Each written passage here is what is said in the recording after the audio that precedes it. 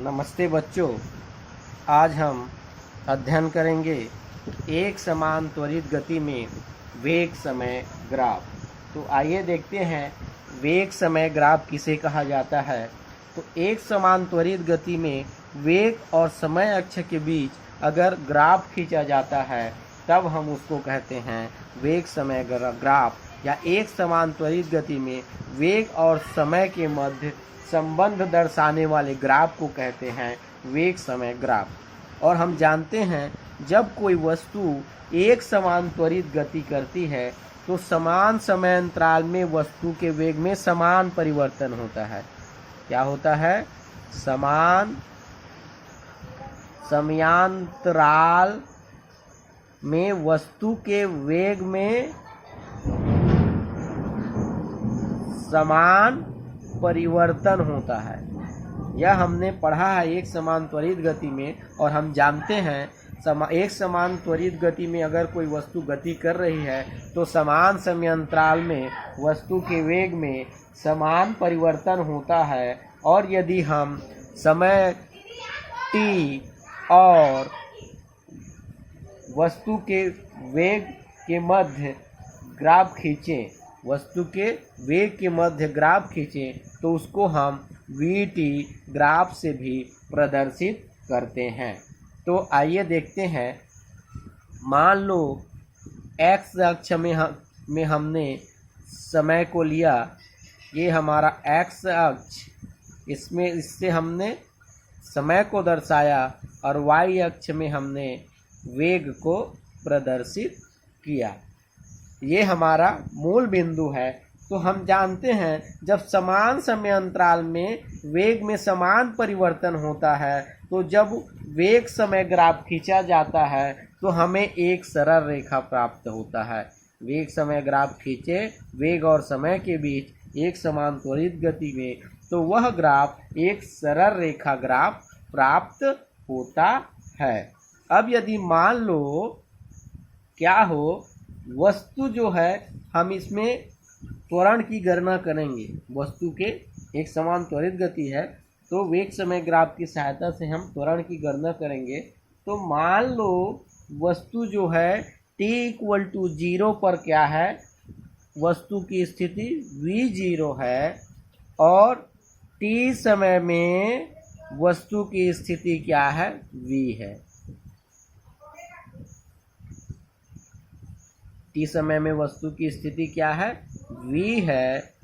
तो ये हमारा मान लो v के संगत बिंदु क्या है, a है, और v0 के संगत बिंदु क्या है, a है, और v का संगत बिंदु क्या है, b है।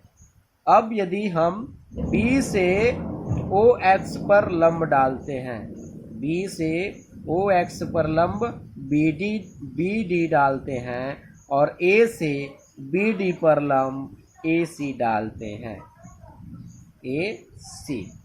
क्या किया?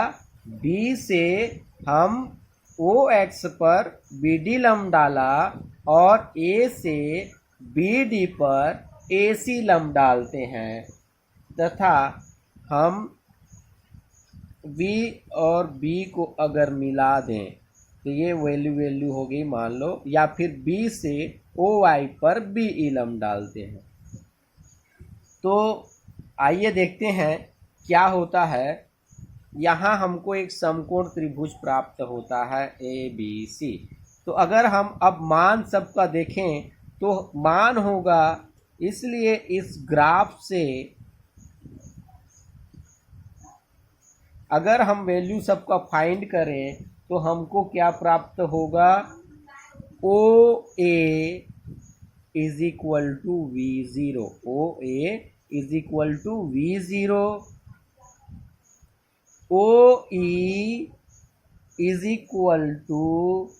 OE किसके बराबर है, BD, क्योंकि आयत के आमने सामने की भुजा बराबर होती है, तो BD बराबर V। ठीक है, OA बराबर V0, और OE और इसके सामने की भुजा भी बराबर होगी, BD = किसके बराबर है, V के। अब इसलिए अगर हम ज्ञात करें किसका मान, बी सी का मान, बी डी का मान मालूम है हमको, सी डी का मान मालूम है, सी डी का मान भी किसके बराबर है, ओ ए के बराबर है। तो यहाँ लिख लो या फिर सी डी, ओ ए बराबर वी जीरो बराबर सी डी। तो ये ओ ए और सी डी का मान बराबर होगा, ये भी आयत है तो आमने सामने की भुजा बराबर होगी। तो यदि अब हमको मान मिल गया किसका, बी डी का मान भी मालूम है, सी डी का मान भी मालूम है, इसलिए बी सी का मान निकाल लेंगे। इसलिए B C is equal to B D, इस पूरे बड़े वाले में इस छोटे वाले को माइनस करेंगे, अर्थात बी डी में बी सी को घटाएंगे, सी डी को घटाएंगे, सी डी को घटाएंगे तो कितना प्राप्त होगा, वैल्यू हमको कितना प्राप्त होगा, v माइनस वी जीरो। ठीक है, बी डी का मान कितना है, v है, और सी डी का मान कितना है, v जीरो है। तो बी सी का वैल्यू क्या आ गया, v माइनस वी जीरो। क्या आया, v माइनस वी जीरो। और यहाँ मान लो हमारा एक एंगल बनता है, थीटा एंगल बनता है। इसी प्रकार से अगर हम ए सी का मान निकालें तो ए सी इज इक्वल टू हमारा क्या है, टी है। ए सी किसके बराबर है, ए सी बराबर ओ डी, ये भी बराबर है ओ डी बराबर टी है। यहाँ से यहाँ तक की दूरी समय में टी है। इसलिए समकोण त्रिभुज ए बी सी में, इसलिए समकोण